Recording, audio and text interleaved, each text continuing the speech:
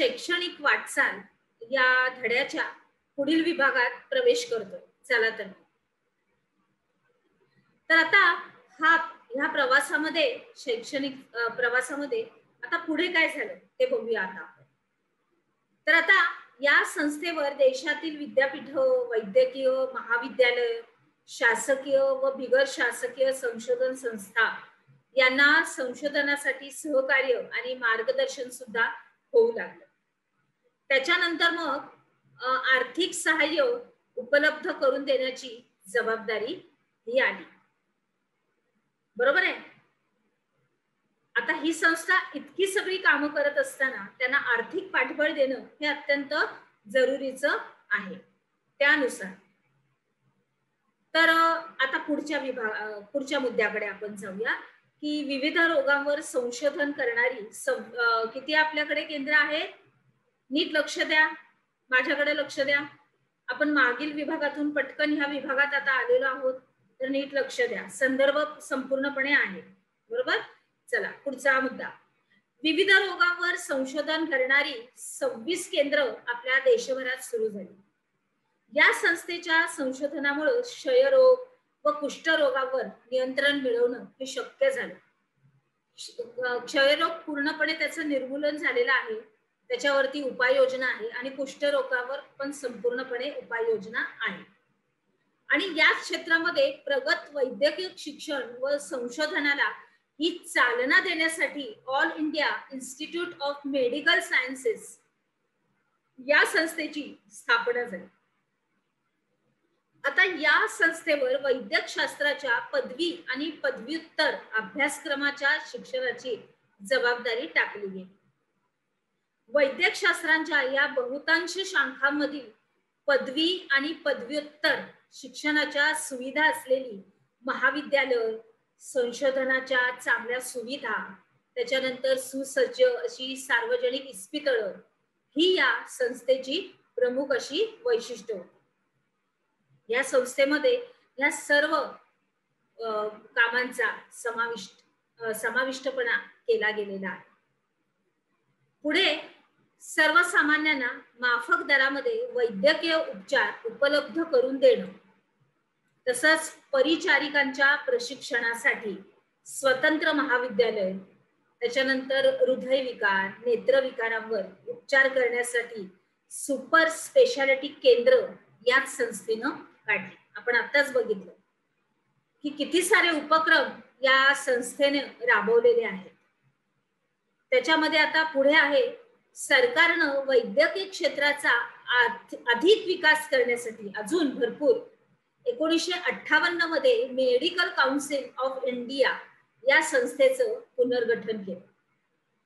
अतिशय चांगल्या आणि योग्य अशा प्रगती क्षेत्रामध्ये आपण संपूर्णपणे विस्तार करत आहोत विद्यार्थी मित्रांनो.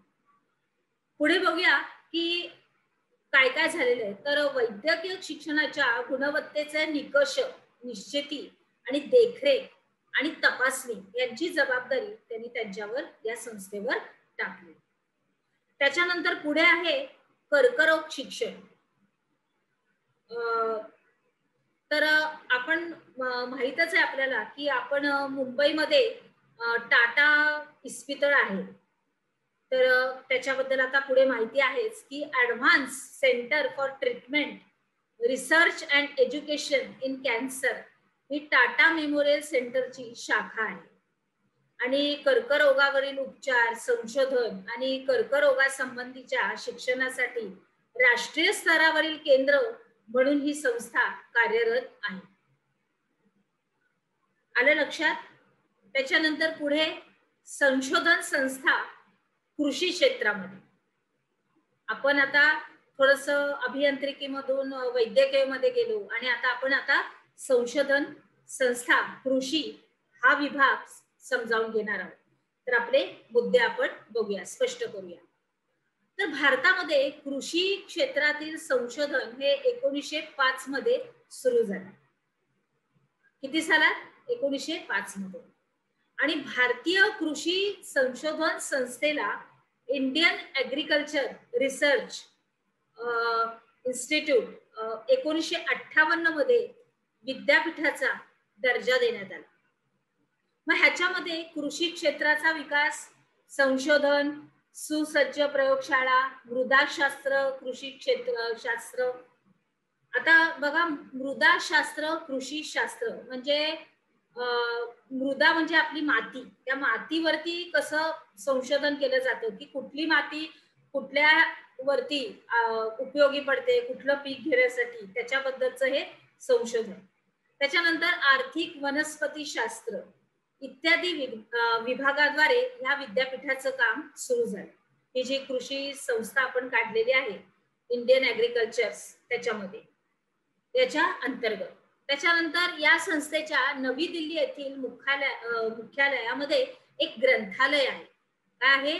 नवी दिल्ली येथील मुख्यालयामध्ये एक ग्रंथालय आहे आणि हे ग्रंथालय देशातील सर्वात मोठं कृषी विद्यालय ग्रंथालय. कोणतं? कृषी विद्यालय. आता ह्याच्यामध्ये काय काय समाविष्ट केलेलं आहे ते बघूया. गहू, कडधान्य, गळीताची पिकं, भाजीपाला अशा अनेक गोष्टींवर संशोधन सुरू झालेलं आहे. आणि या संस्थेची सर्वात महत्वाची कामगिरी म्हणजे एका वर्षात एकाहून अधिक पिकं घेण्याच्या पद्धतीच्या विषयी मूलभूत संशोधन.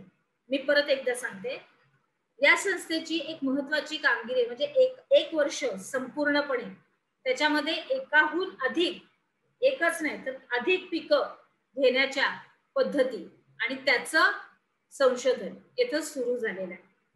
आणि याचा फायदा अर्थातच आपले शेतकरी घेणार, आपले शेतकरी वर्ग संपूर्णपणे. आले लक्षात? चला पुढे जाऊया. अगदी व्यवस्थित. चला आता छोट्या फिती आहेत तुमच्यासाठी, बघूया, वाचूया काहीतरी थोडस वेगळं.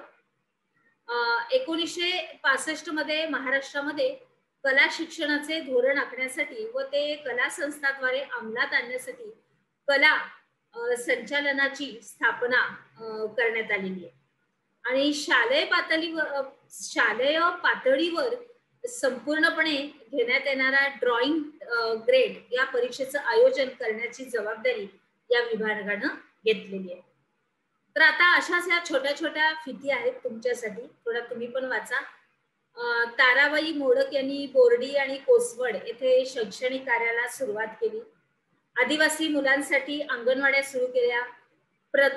प्रत्यक्ष कृतीतून शिक्षण, त्याच्यानंतर तांत्रिक व्यावसायिक शिक्षणाचा प्रसार करण्यासाठी त्यांनी खूप परिश्रम घेतले, अशी थोडक्यात इथं पण माहिती दिली आहे. त्याच्यानंतर इथे आहे माहिती, महाराष्ट्र राज्य पाठ्यपुस्तक निर्मिती व अभ्यासक्रम संशोधन मंडळ बालभारती या संस्थेची स्थापना 27 जानेवारी 1967 रोजी पुणे येथे झाली.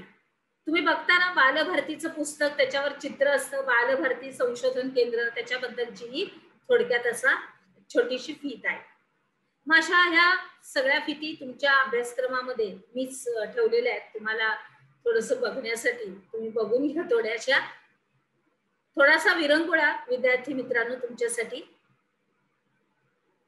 चला तर मग आता आपण पुढच्या विभागात प्रवेश करूया. आपण काय शिकलो? तर आता विविध रोगांवर संशोधन करणारी किती केंद्र देशभरात सुरू झाली?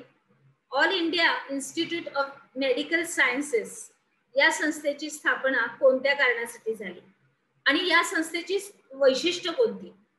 सरकारनं आपल्या वैद्यकीय क्षेत्रांचा विकास करण्यासाठी कोणती संस्था निर्माण केली आणि कर्करोग शिक्षण त्याची माहिती तुम्हाला सांगायची आणि संशोधन संस्था कृषी याची माहिती सुद्धा तुम्हाला द्यायची. चला तर मग आता आपण आपल्या पुढील विभागात जाऊया.